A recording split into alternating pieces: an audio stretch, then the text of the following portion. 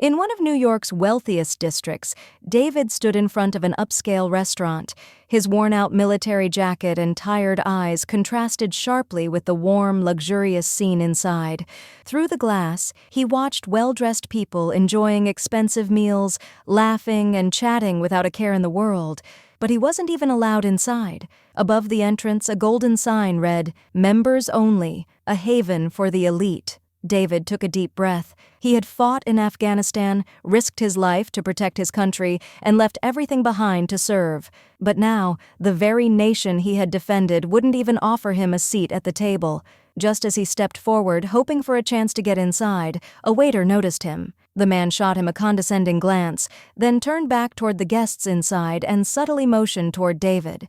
Moments later, he stepped outside. "Hey, what are you doing here? Don't you know you're not allowed inside?" David slowly lifted his head.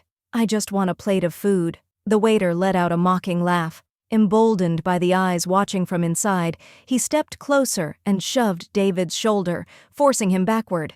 "This place isn't for people like you. Get lost." David lost his balance, stumbling and falling onto the pavement. The people inside watched in silence, yet no one moved. No one offered to help. And then, a sleek black limousine pulled up.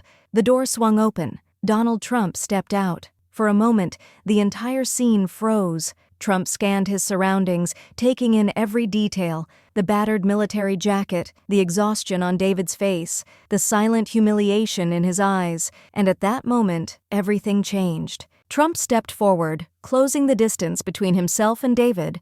The waiter instantly took a step back, sensing the shift in power, but David remained on the ground, his hands resting on his knees, taking deep breaths. He was used to the scornful looks of those around him.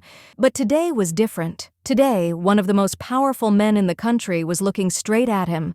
The shadow of Trump's polished shoes stretched over David.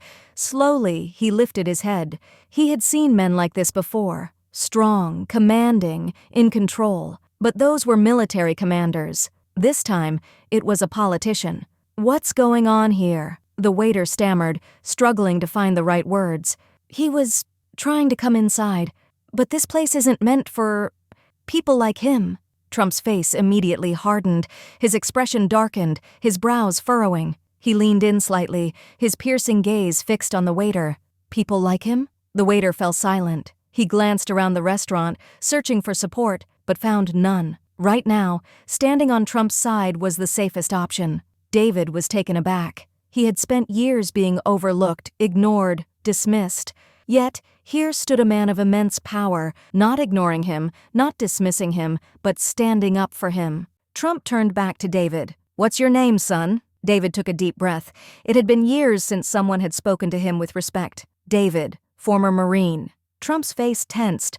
For a brief moment, his gaze drifted, as if recalling something from his own past. "How long have you been out here?" David exhaled slowly, the weight of his struggles pressing down on him.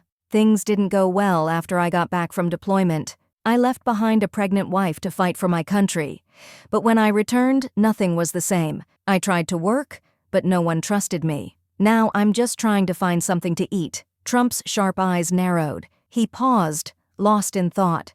For a man like him, changing someone's life was just a decision away. But for David, life had been a series of broken promises and closed doors. David's voice wavered slightly as he continued. "I fought for my country, but it feels like my country has forgotten me." Trump turned back to the waiter, giving him one last glance, filled with quiet judgment. Then he looked at David again. "Come with me." For a moment, David hesitated. Was this real? Was he actually helping him? Or was this some kind of cruel joke? But when he looked into Trump's eyes, he saw something undeniable, genuine determination. And at that moment, David's life took a turn he never expected. For the first time in his life, David was sitting at the same table as a billionaire.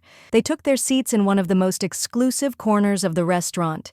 Immediately, whispers spread throughout the room. Waiters exchanged confused glances, while some customers wrinkled their noses in discomfort. At a nearby table, a couple murmured under their breath, "What's happening here? Why is someone like him dining here?" David's shoulders tensed slightly. He was used to this. But this time, it was different. Sitting beside him was a man who had never backed down in front of millions. Trump leaned back and gestured toward the waiters. "First, bring this man some food." There was a brief hesitation. Then, the staff hurried to the kitchen. The tension in the room lingered, but Trump didn't care. A few minutes later, the meals arrived. David noticed how one of the waiters placed the plate in front of him with hesitant hands, as if unsure if he should be serving him at all. People were not used to seeing a man like him in a place like this. As David reached for his food, he realized his hands were slightly trembling. It had been years since he had sat at a proper table like this. When he looked up, he saw Trump watching him closely. Then, Trump finally spoke. "Men like you fought for this country, but when you return, no one remembers you. That's not right." David paused mid-bite. Slowly, he placed his fork down and looked at Trump. "You know, Mr. Trump, when I went to war, I risked everything for my country. I put my life on the line without hesitation, but when I came back, my country forgot about me." Trump nodded. His expression turned serious. "This country cannot treat its heroes like this." David took a deep breath. For so long, he had held these emotions inside, but now they were spilling out. People don't want to see us. Looking at us reminds them how ugly war really is. But what did we do wrong? We fought for our country, and when we came back, we were thrown onto the streets. Trump placed his hands firmly on the table and leaned forward slightly. "This isn't just your story, is it? How many others like you are out there?" David let out a faint, sad smile, but his eyes glistened with unshed tears.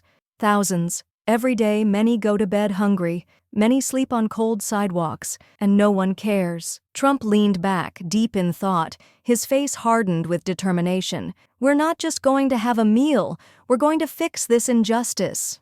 David blinked. For the first time in years, he saw a flicker of hope, but he still couldn't believe it. Was Trump really going to help him? The restaurant had fallen into an uneasy silence, but Trump's words echoed through that luxurious hall, and soon that silence would be broken. As the meal ended, Trump stood up. David watched him carefully, trying to understand what he was about to do. But Trump didn't hesitate. He walked straight toward the restaurant owner. The owner, noticing Trump's approach, quickly composed himself and forced a polite smile. "Mr. Trump, what an honor to have you here." Trump's expression remained unchanged. "Why do you treat veterans like this?" The owner froze for a second. Everyone in the restaurant was now watching. The waiters, the customers, all eyes were on Trump. This was just a misunderstanding, Mr. Trump." Trump shook his head, unimpressed. "A misunderstanding? When this man fell to the ground, no one moved. Your staff didn't even bother to help him. How exactly is that a misunderstanding?" The restaurant owner started to panic. He never imagined someone as powerful as Trump would intervene in such a situation. "If the people working for you are so indifferent that they would humiliate a veteran, then soon your restaurant's name will be known for all the wrong reasons." Then Trump turned toward the entire room. "This man fought for this country, and all of you witnessed how he was treated. How many of you stepped in to defend him?" Silence. Some customers avoided eye contact. Others lowered their heads in shame. Not a single person spoke up. Trump locked eyes with the restaurant owner. "This will never happen again. If you or your staff ever disrespect a veteran again, the entire world will know about it." The owner nodded nervously, his face pale. Then Trump turned to David. "Your life is going to change from now on, my friend." For the first time in years, David smiled, with tears in his eyes. A few weeks later, David's life had truly changed. Thanks to Trump's help, he found a stable job and a place to stay. But the biggest surprise? Trump had an even greater opportunity for him. David was now the head of a new veteran support program.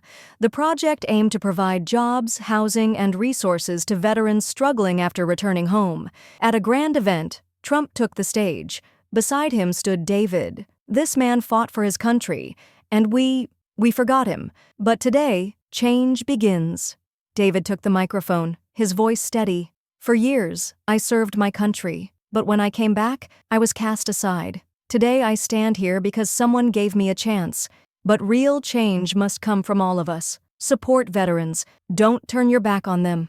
The crowd rose to their feet, applauding. This wasn't just David's story, it was the story of thousands of forgotten heroes, and on that day, something truly changed.